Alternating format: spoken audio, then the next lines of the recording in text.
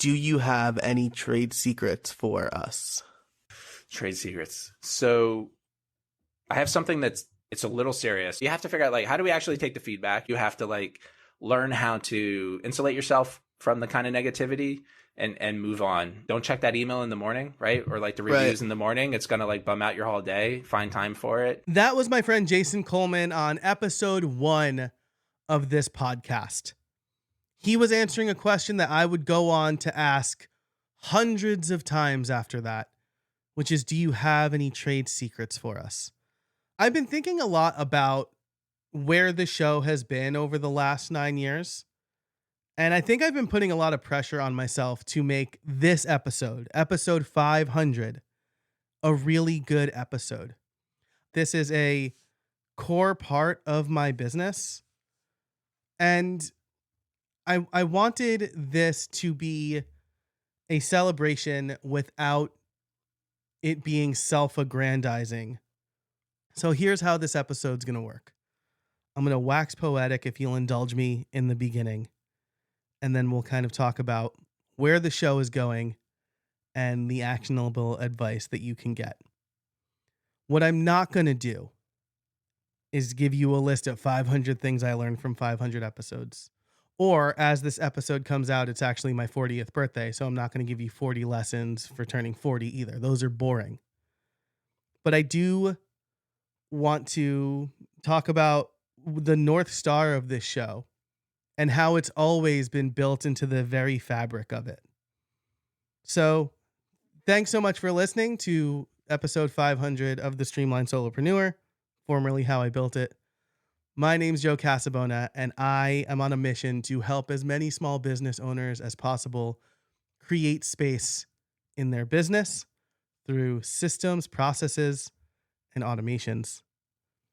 So what is the very fabric of this show? Well, let me tell you, for the first 150 episodes or so, I would ask the same 5 questions, but there are 2 that really stood out to me, that really stood out to a lot of people. One is the title question. How did you build that? I started this show because I, newly married, starting a side hustle while working at an agency, wanted to learn as much as possible from the smartest people I knew. And I was having conversations with them, and I thought, these conversations should be public. This is gold. I'm sure other people can learn from it. And so I thought making these conversations public would be a really good move. And it turned out it was like a life-changing move because it catapulted me into the podcast space. But that's really neither here nor there. That's not why I started the show. If you go back and listen to the trailer, you will hear me say that a good carpenter is an apprentice first, or learns from master carpenters. And I think learning from other people is, yes, you can kind of say that this is something that every podcast has. But getting a behind the scenes look at something is why I started the show. And I think it's really important. We learn from each other, right? Society progressed faster when we were able to share more, right? The printing press, you could make books faster and information spread faster. The internet was invented so that researchers could share research more quickly with each other. And that idea, that being able to share and grow and progress faster, is the very fabric of this show. It's why I called it How I Built It. And yeah, in the beginning, I was still a web developer, and I was interviewing other people who were building products, writing code to build things online for other people to use. The show started, again, shortly after I got married. And I knew I was going out on my own soon. I was starting my own side hustle. I wanted to learn from people smarter than me. But now, 10 years, 3 kids, and 500 episodes later, some of those chains have moved. I stopped asking, how did you build that? And do you have any trade secrets for us almost 100 episodes ago? But we're still building. It's just less concrete. And I understand that what works for me may not work for you. The show serves much more of an idea exchange as of late, even if I haven't articulated it as such. I describe the episode what I do with Amanda Getz as a canonical episode. That what we talked about there is what I'd point to people as the main reason why you'd listen to the show. But it's not because it's two busy parents talking about being busy parents and being present with our families and our businesses. It goes beyond that. Right? And listening to Jason's trade secret reminds me that it's always been about managing yourself so that you can live a well-balanced life, so that your business doesn't consume you. Maybe that's the North Star of this show, is that you don't need to sacrifice yourself or your family or your personal life in the pursuit of making money. It's something I've always felt really strongly about. It's why a year after I launched the show, I left my agency job. Because what was required of me to be a quote unquote good employee would have diminished my ability as a father and a husband. And you should not have to choose. Now, 8 years since that moment, 9 years since the show started, I've just made that more explicit. So I want to get back to the roots and answer these two questions for us, for where the show is going and what you can expect and how we're going to move forward here. I would also ask, what are your plans for the future? I thought this was a really good question because I wanted to tell the journey of my guests from idea to failure to success to future. And what I've been doing more lately is focusing on automations. I did an episode on the GAPS framework, right? The GAPS framework to help you build space into your business, right? I've made the mission, the North Star, more explicit. And if you don't remember, GAPS stands for gear, automation, playbooks, and support. You need those things functioning well to have a well-balanced business. You don't want to be fighting your gear and tools. You want automation to be doing things so you don't have to remember to do them.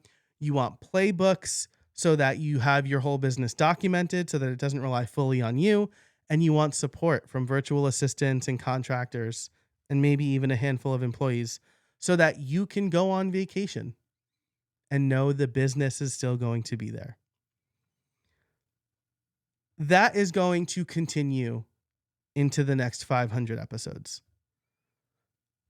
Again, the mission of this show is to help small business owners build space into their business. I don't want people feeling like they're chained to their desk. And there's a reason that I stopped asking, do you have any trade secrets for us? Because I started to get the same response over and over and over again. Trade secrets. Well, I basically just told you everything.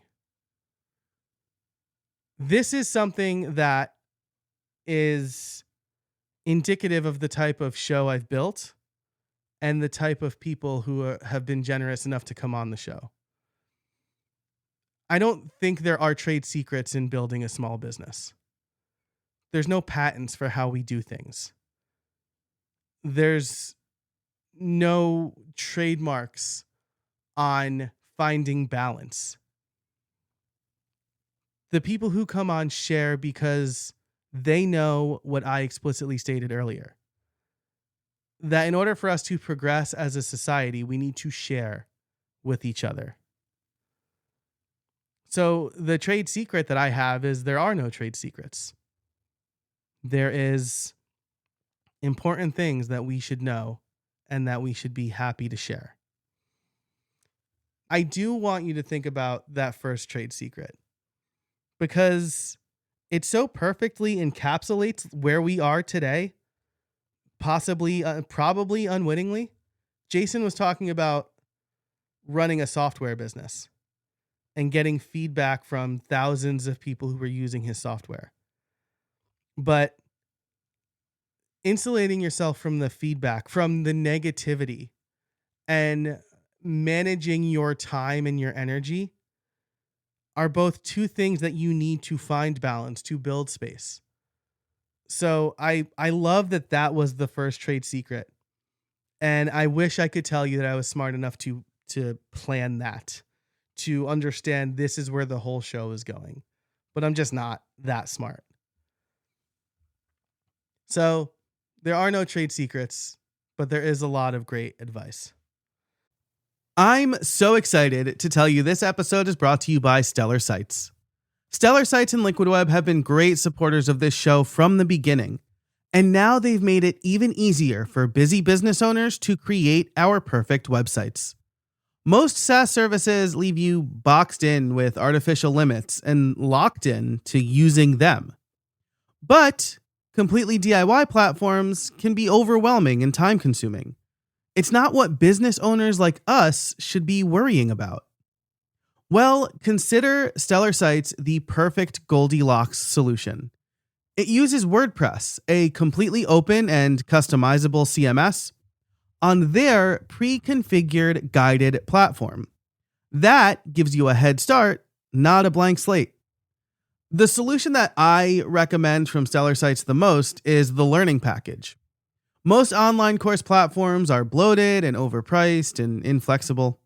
But the Learning Package on Stellar Sites gives you everything you need to sell and manage online courses and memberships without going broke first.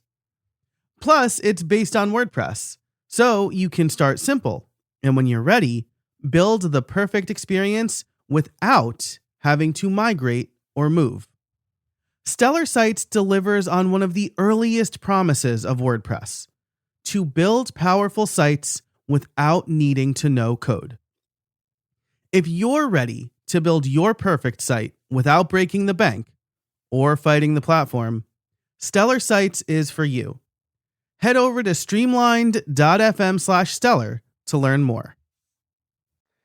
All right, well, now that you've let me wax poetic a little bit, let me tell you a little bit about what I'm working on and how the stuff I'm building is maybe stuff that you can think about in your business. The first is that I shared this in an audio note a couple weeks ago, but I just finished up a social growth challenge with my friend Chanel Basilio and her community Growth in Reverse Pro, where I posted on LinkedIn for 40 straight days in an attempt to grow my newsletter. And basically what I learned is the same thing that I felt about social media forever and ever, which is like, I don't do things to appease an algorithm, and I don't really like social media. And that's really not the place for me. In fact, at the time of this recording, I am no longer on any social media platform except for LinkedIn. I deactivated Instagram a while ago. I recently deactivated Facebook. I deactivated Twitter a long time, like almost a year ago now. And like Mastodon and Blue Sky are just not places I hang out. So I really, it's as this episode comes out, it's my 40th birthday. And as I enter my 40s, I do want to think a lot more about the second part of Jason's trade secret, right?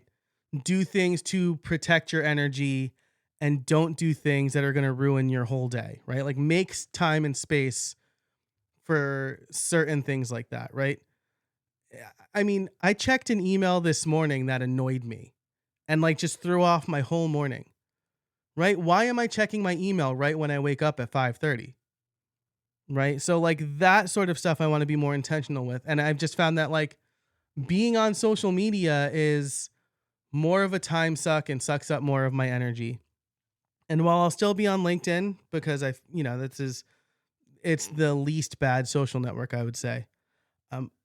I am doing a new experiment for the next 40 days where I'm going to put more of a concerted effort into YouTube, where I want to post 2 shorts per week, a long form video, and do a live stream, which sounds like a lot, especially because I'm producing this show as well and writing my newsletter.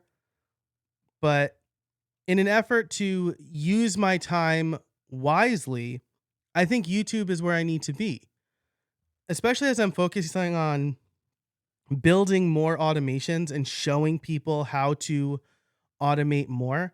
That's very much a show, don't tell medium, right? As someone who's taught computer science concepts for the last 2 decades, more or less, trying to verbalize a very visual thing is hard. And so YouTube is the place for me to do that, right? This podcast will always be the place where I invite people on to share what works for them. And again, be that idea exchange. And I share with you what I'm working on. And I feel like that's always why people have listened to the show. But as far as actual teaching, YouTube feels like the best place for me to be for that. And I want to give it a real, honest, concerted effort. So how am I managing my time as I continue to write my newsletter, do YouTube, do this show, write on my own personal blog, and then do client work and everything else? Well, it's all about building the right system. If you go over to, I'll link to my YouTube channel in the show notes, streamlinesolopreneur.com/500. I'll link there. But I've been doing live streams, or I did a live stream, I should say, where I was building my YouTube production system. And so I want to end today with how I'm applying the GAPS framework to being more present on YouTube without burning out, right? Because this is the thing. This has always been the thing. I've been on a mission to help people as much as possible not have a panic attack or burnout because of their business. Like, you don't need that. Anybody who says like skip friends' weddings and skip recitals in the name of making money, like, I've been criticized for saying this, but Alex Hormozy doesn't care about you if he is telling you to do that. Like, it's something I feel so strongly about. And people will say like, well, now you're speaking to his motive. But I want somebody to write in at streamlinedfeedback.com. Tell me what a good motive for telling people to skip friends' weddings or skip their kids' recitals is. What is the good motive for that? I'm all ears. This show's about learning. I'm ready to learn. Anyway, I've been really dedicated to this. I've been focusing on this in my business. I have more kids now than when I had my panic attack. I have one more kid, and I'm more involved in their lives. I'm part of their, I'm involved in the school. They're doing sports now. So I want to make sure I set things up right. So let's end with this now that I've gone on that little tangent. How I'm using my GAPS framework to do YouTube better without burning out. So the GAPS framework: gear, automations, playbooks, and support, where gear is both hardware and software. Automations is getting robots to do stuff for you. It doesn't necessarily have to be Zapier. I use shortcuts a lot. It could be built-in automations. It's just getting a computer to do something so that you don't have to do it or remember to do it. Playbooks, which is SOPs, so like building out the documentation. And support, outsourcing your work to other people or getting support in your business from other people so that it doesn't fully rely on you. And this doesn't need to be like a full-time hire. When I went on vacation, my friend Brian supported me by fielding any emergency emails that came in, which, spoiler alert, I have set up my business in such a way that we don't have any emergencies. So that is the gaps framework. How am I applying it to YouTube? For gear, there's not a lot I have to worry about. I've spent a lot of time building up my gear, right? I've got now a 2-camera setup where I can create kind of like different sets in my office to, make my videos a little bit more dynamic, a little bit more interesting. So that's one of the things I've done.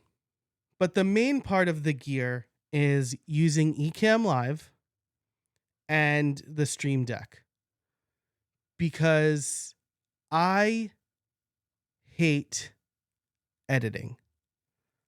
I hate editing. I want to do as little of it as possible. And if I had to edit a lot, I probably wouldn't produce that many videos. So the gear is enabling me to produce videos without having to edit a lot. Also, like, those second sets are great for short form video, right? If you look at my short form videos, they're usually in front of a whiteboard, and it's a tighter shot, and it's a vertical video. And I'm usually using Tela to record those, and then I can upload them to both YouTube Shorts and LinkedIn. So I needed to make that part as easy as possible for me. So that's the gear side of it. Automations, I'm using a combination of Notion automations and Zapier. So when I record a new video and I put it into a YouTube videos folder, Zapier will grab it and then send it to CastMagic, which will kind of create a bunch of starter point AI assets for me for like title and description. I never use the finals for that, but it's always good to get title ideas. And then like a thumbnail concept. And then it will also update the status in Notion to edited.